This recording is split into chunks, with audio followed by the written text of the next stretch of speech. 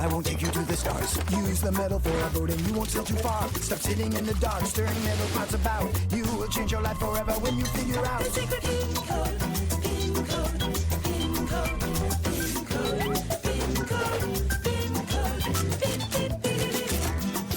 Science can be tricky, it can overheat your brain. Science can be hard to chew, each bite can be a pain. Stop sitting in the dark, stirring metal pots about. You will change your life forever when you figure out the secret PinCode. PinCode. PinCode. PinCode. PinCode. PinCode. The secret PinCode. PinCode. PinCode. PinCode. PinCode.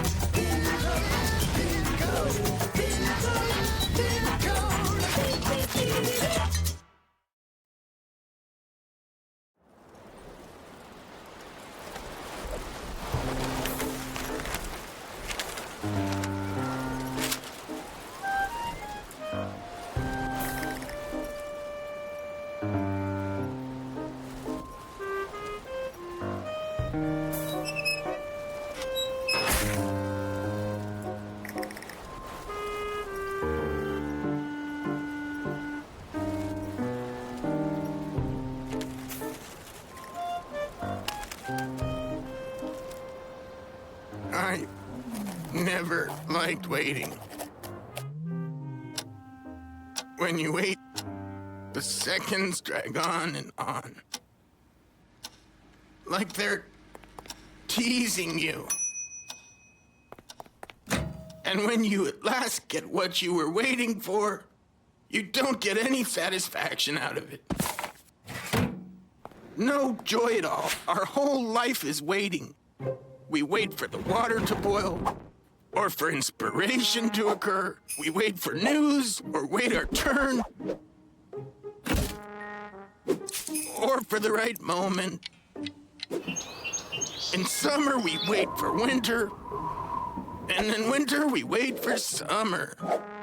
We wait for our birthday or New Year's, and we wait for the weekend. Calendars and clocks are the worst inventions in the world. But even without them, we'd still be waiting for something. How is it possible to derive any pleasure from this gardening? It's simply impossible. How do you wait till this grows into a tomato? Don't wait too long. It's a cucumber. What's the difference?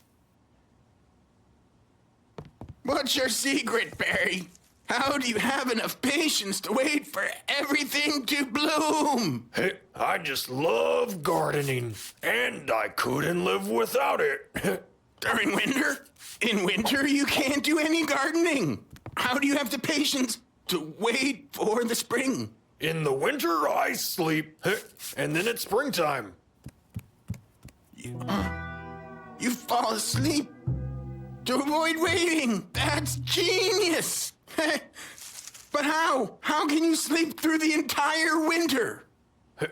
Well, it's so cold that all the organism's processes slow down.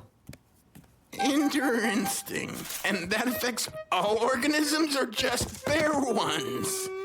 All of them, I would think. I read a few days ago that they found a frozen frog, like a block of ice. They unfroze it and presto, it was jumping all around. Why do you care? All your functions are slowed down, and you can sleep as much as you want and when you want. If it really works, then no more waiting.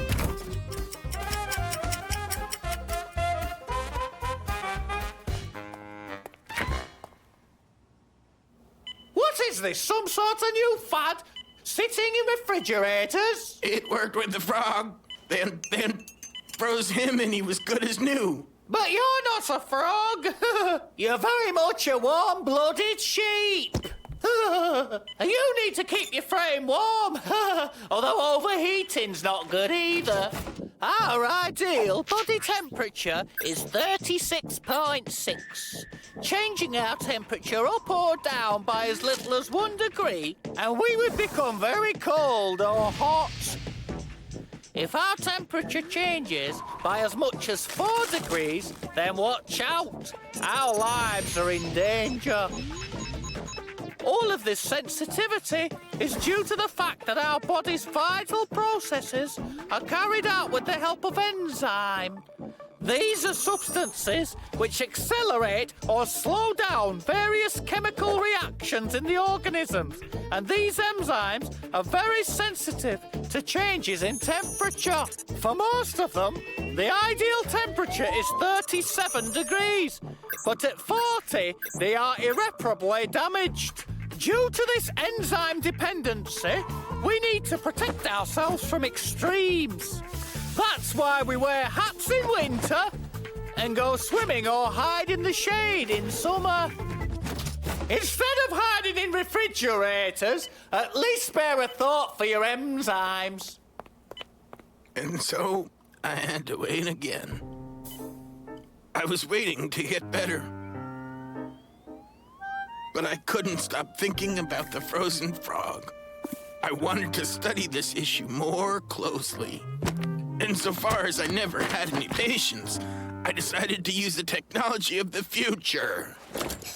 Spheroscope! How can I freeze myself so that I can wake up later on and not wait? And that's how I learned about the fascinating science of cryogenics. Cryonics is the science of preserving biological objects with the aid of freezing. It turns out that lowering the body's temperature slows down the molecule's thermal motion, and therefore the speed of all chemical reactions.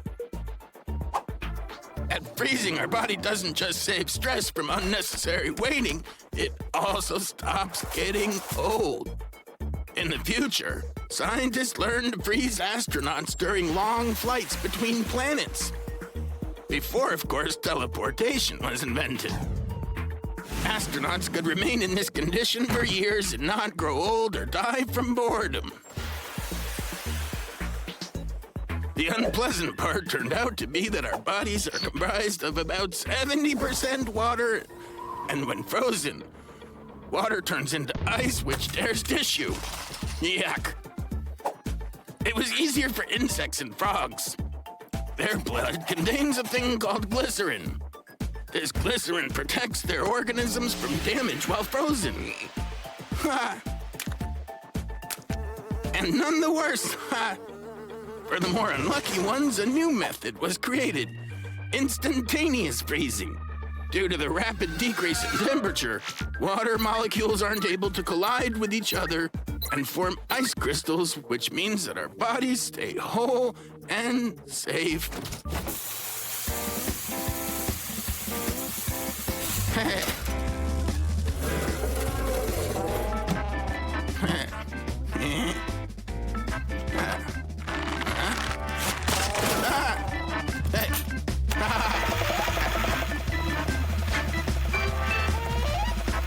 Needs to be done.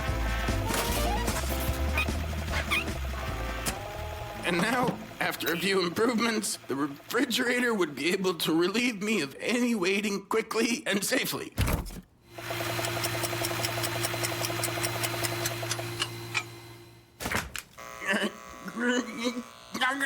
It worked!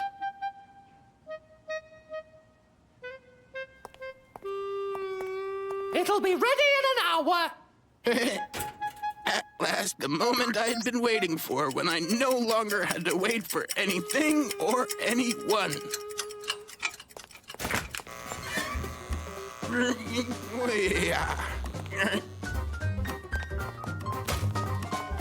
Wait until it cools down.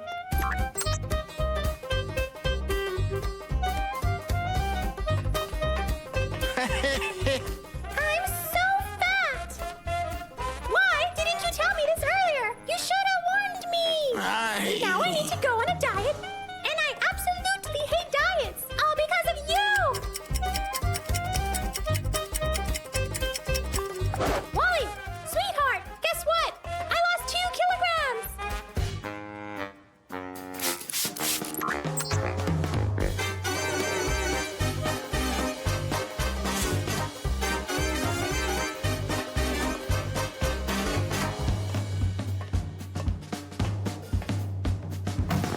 Just a minute.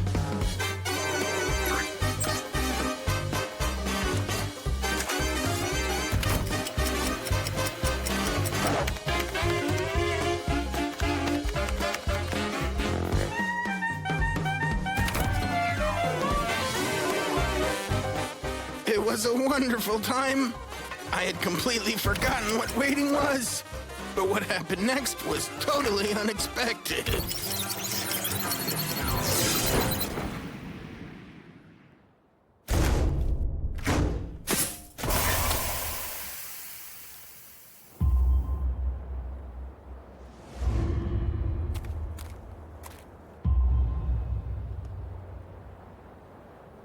How much time did I spend frozen? Centuries? Or maybe even millennia? What happened to all my friends? What happened with our civilization? I don't know. Maybe I would have stayed frozen if Spearjet hadn't crashed on this deserted planet. I understood too late that our life is expectation, and all its moments are invaluable, even those that are long and tedious. And I had missed them all. And now, all I had left was my last wait for myself. I don't understand. Where's the ice cream?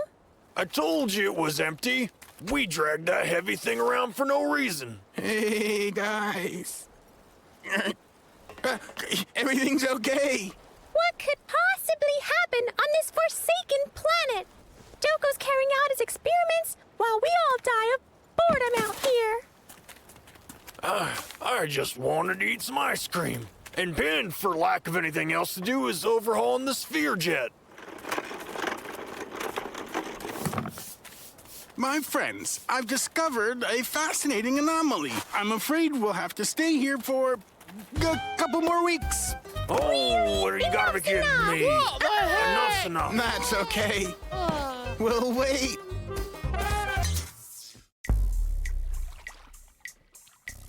So, this is what the future will look like?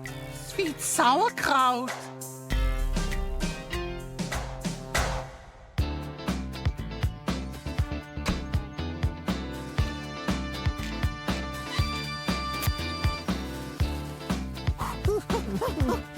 Dear friends, this is a reminder about today's experiment. This is very important, everyone. We need all of you there. All of you. Also, it is crucial that no one is late. No one.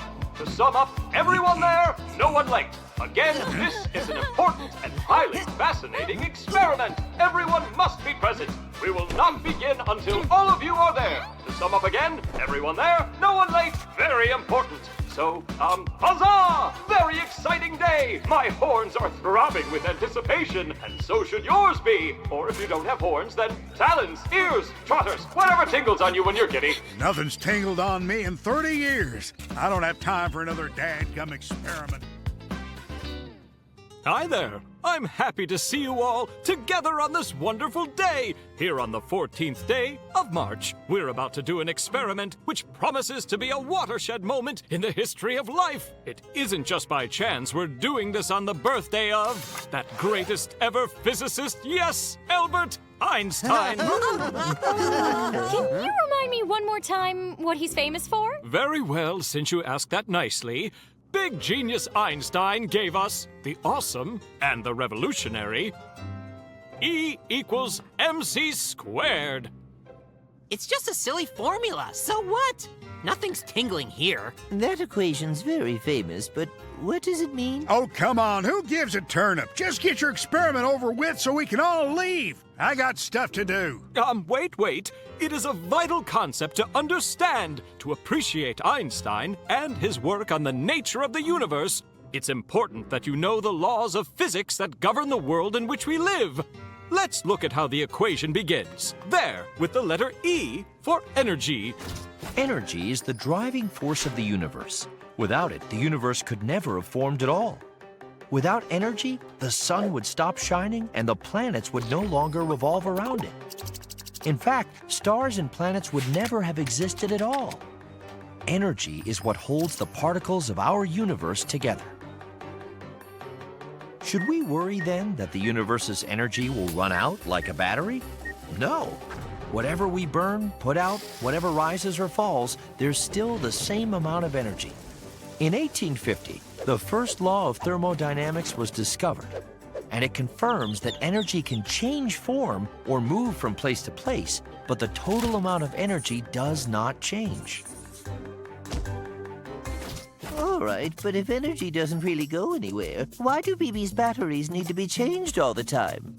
Yeah, a battery will lose its charge, but the energy doesn't just disappear, it changes into another form of energy. BB will run, jump into other useful things, and when BB throws a ball, for example, his battery's energy is passed to the ball through him. And when the ball hits the ground, whammo! The energy is transmitted to the ground, and so on. Do you want some of my energy?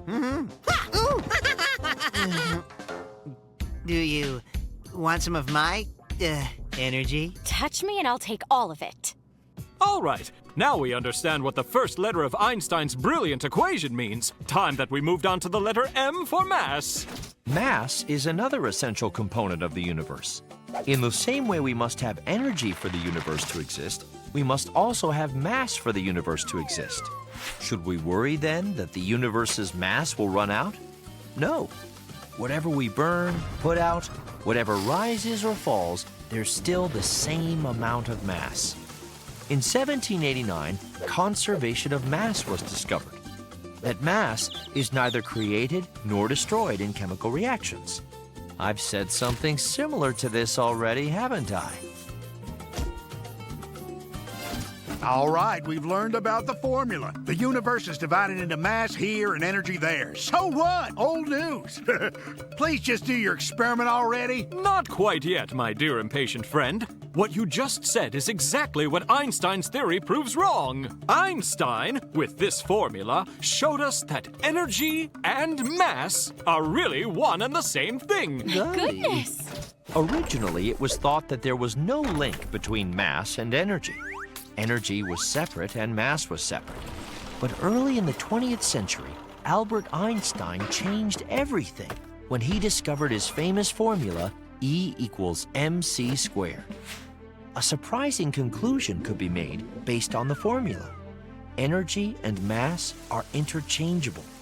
If energy is expended, mass will start growing in response. If an object's mass is destroyed, energy will be released in response. Remember the laws of the conservation of energy and mass? It turned out they didn't offer a complete explanation. Another law took their place. That law says that if energy is expended in one place, the loss of energy will be replenished with the corresponding amount of mass and vice versa. Everyone understand then? The wonderful revelations found in this little formula of Einstein's? Just glorious, yes? Got it. For Rosa to get rid of some of her mass, she has to turn it into energy first. Grow up! Lots of energy can be released even out of a small particle. You can get a crazy amount of energy out of one teensy atom. Ever hear of a little thing called the atomic bomb, huh? Hey, could we build like some atomic fireworks? Could that be the experiment we're supposed to be doing? We will do no such thing. I absolutely forbid any experiments that would result in bodily harm. Everyone calm down. We're not going to be blowing anything up, all right? Look, the equation of Einstein has many useful, nice applications. For one, nuclear power stations give us power for stuff, which is good. Building a power plant's way too much work. Let's blow something up. Question, all right? The letter, the last one, what does that one mean? That is a vital part of the equation. The letter C stands for the speed of light. The speed of light is the fastest anything can go. Nothing can move faster than light.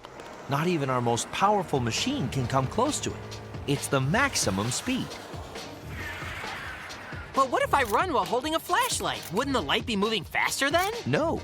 It's amazing, but the speed of light produced by a light source in motion will be the same as if it were motionless.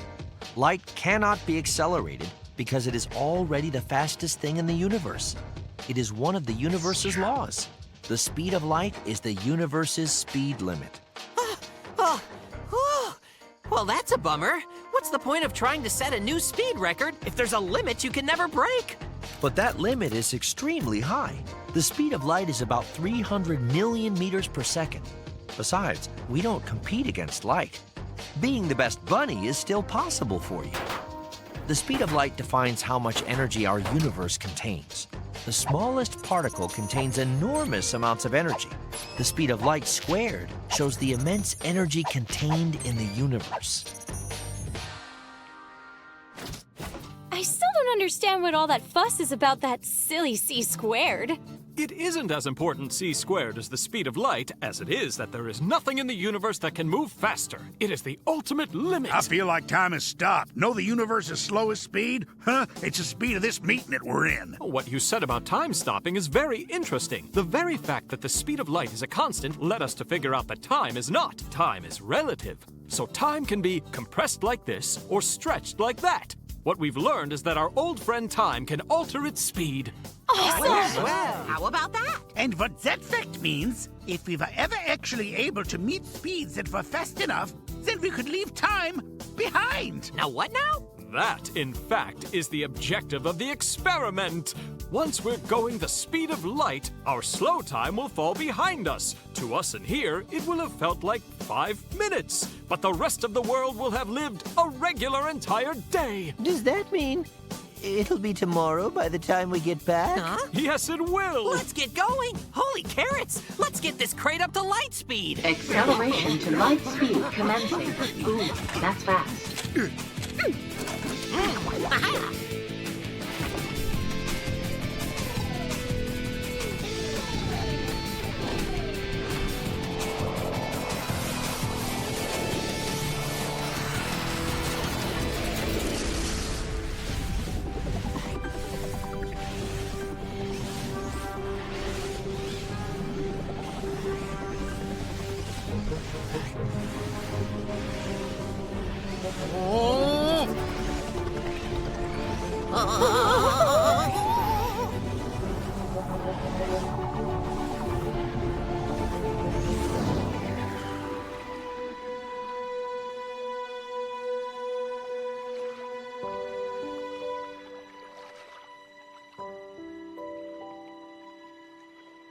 Could we have come back to the wrong place? Looks like my calculations might have been just a little bit off. So, this is what the future will look like? Sweet sauerkraut. I just might have all this figured out. I think I understand what happened to this place without us. Or if you don't have horns, then talons, ears, trotters, whatever tingles on you when you're giddy. Nothing's tingled on me in 30 years. I don't have time for another dadgum experiment.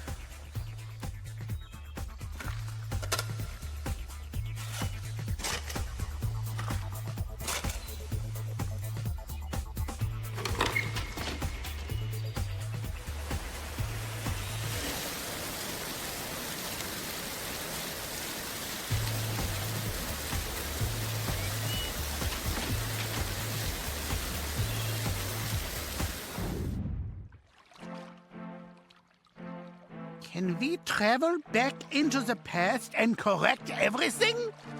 I don't think the physics of today can provide an answer to that fine question. Of course, we are in the future. If any physicists swim by, we can ask them. They'll know.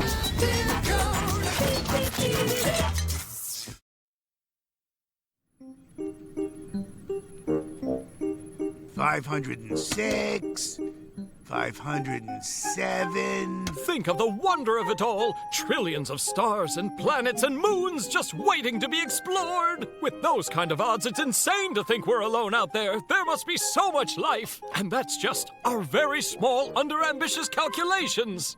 Can't you just hear the possibilities? Not really. All I hear is a yakking moose. And 8. You're not taking this 9, seriously. 10, 11. Have it your way. I can see you're 512. pursuing something much more scientific. Well, fine. I guess the universe can just wait. Actually, dominoes are also a way of studying life. Sure. And I bet Einstein just played hopscotch all day. No, really. Take a look. It only takes one domino falling over to affect the rest of them. That's how life works. Everything is connected, kind of like a big web. And big things, too. Every action has consequence. A litterbug's banana peel could mean a painful slip for someone else. A little sneeze could spread a big disease. Ouch. Actions can set off chain reactions. Things spiral from there. It's the domino effect. Your theory only affects simpler organisms who aren't in control of their fate. But we have more power. We alone control our futures. An absurd theory. Plus, you forgot I don't even eat bananas. I will say, at least you've tried to justify this silly game. Calm your antlers and let me enjoy something. I'm trying to beat my old record here. Maybe you could find a hobby that doesn't take up the whole floor. Oh, look, how about a garden? Or better yet, one potted plant. Wait, no, stop!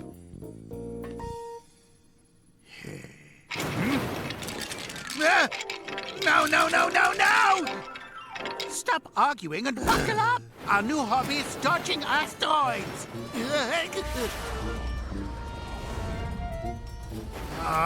And I was just a few away from beating my record.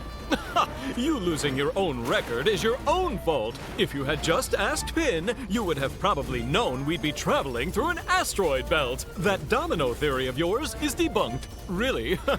Fate is only up to us. You losing your new record is just due to bad luck. My book on gardens! Seems your book falling is your own bad luck, eh?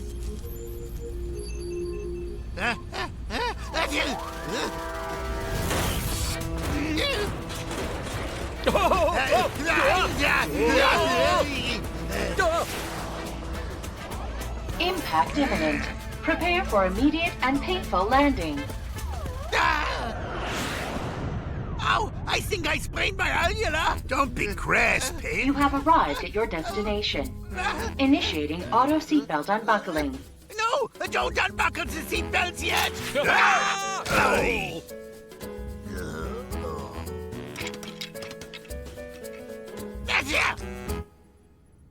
Well, seems we're in a bit of a pickle, boys. And by pickle, I mean crater on an asteroid. Splendid. My favorite place. Where's Daco? You crazy? Come back. I'm not going on a wild moose chase. Phenomenal stuff.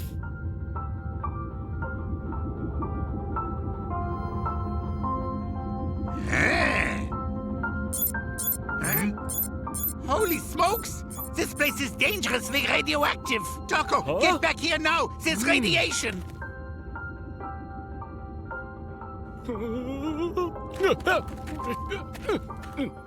After scanning our location, I found extremely high levels of radioactive uranium here. So whoever lived on this planet before had terrible waste management. Or there's just uranium. Can the radiation reach us on board? We're fine. We have a shield. It just takes up a lot of power from the mainframe. If I may interject, while you two wax on the dangers of radioactivity, I'll be outside exploring the ruins of an amazing asteroid society. Did you lose your mind in the crash? The uranium is the reason they're ruins. You want to join them? Because that's what'll happen. Then you and Pin stay behind and figure out how to get us out of here. If it makes you feel any better, I'll wear an extra suit, or 3. No can do. Without radiation protection, 3 suits are just as useless as 1.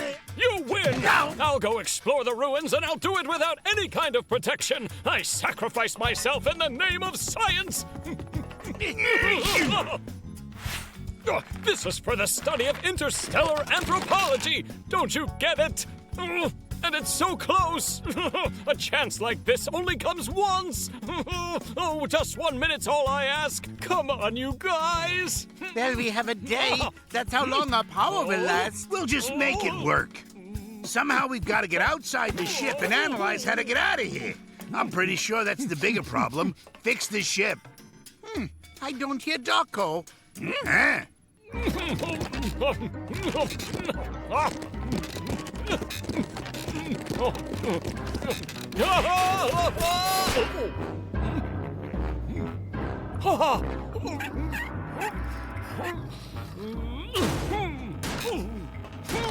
Now it's just sad. It's not that we're not curious about the ruins. We just don't want to die. You know, the radiation thing. This place is the pinnacle of my life's research! I refuse to let you two bird brains deprive me of this achievement! Go! Okay, pal. You're about to get in school. It was your book full of flowers that you left on the table. That caused one of the flowers to fly over to Pin, which made him sneeze. And where did that lead us? All right, we crashed, and now we're on this rock somewhere in space. That is what you call a chain reaction. My word, that's it! We're all saved! A chain reaction! First, we'll start a fire. We'll just light this. Light it. Light it. Light it! Huh? Fire is a great example of chain reactions. The fire consumes more and grows, and energy is created as a result. That's how our ancestors first utilized different forms of energy. They burned fuel and used the reactions from that. What do you suggest? Burn down the ship? Cut our losses? No, we have a powerful material right at our feather tips. Uranium. Uranium is a fascinating element. It's extremely dense and heavy because it has so many protons and electrons inside a single atom. But if we add one electron, that messes up the whole balance. It'll split, and that releases energy. Wait, we're splitting one tiny atom? How much energy could that make? It makes a super chain reaction. When one atom of uranium splits into two parts, it makes two free neutrons. Then those two neutrons fly to the nearest atoms and do the same thing to those guys. They break them apart. And they break more apart, and those neutrons break even more, and it makes a domino effect. And that wonderful reaction is called a nuclear chain reaction. Something like that is dangerous, bordering on utter madness. We don't have the technology. We can't control that kind of reaction. Well, I never said we need to control the reaction. Are you telling me you would blow the planet up? Why would you do that? Am I missing something important here? What happens in an uncontrolled nuclear reaction? Big explosions happen. Pin is trying to destroy the planet with us on it. No, we'll be fine. We have shields. And our ship will finally be free. But what about the ruins? Listen, I'm sorry, but this seems like our best shot. Radiation shields activated to maximum level. Nuclear launch ready for initiation.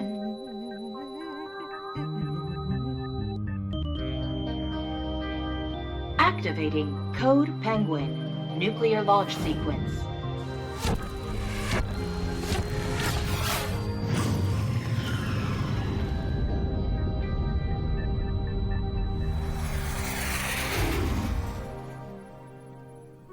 This whole thing was worse than just the domino effect.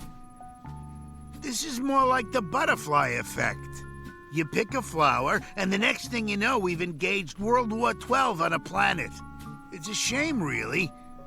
I almost agreed with you about those ruins. Wait, what's that? Look, there!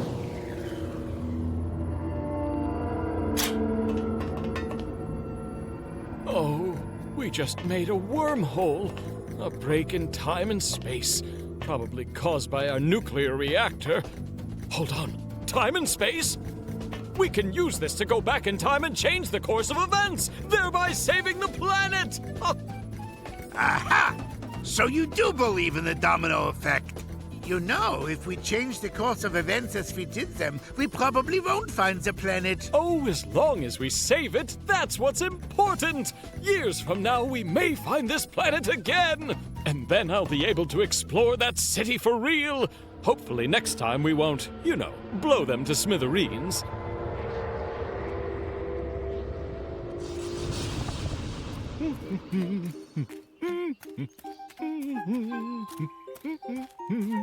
Ah, aren't you a fine floral specimen? I believe I'll start to dry flowers in my gardening book. Huh? Oh! Huh? Oh.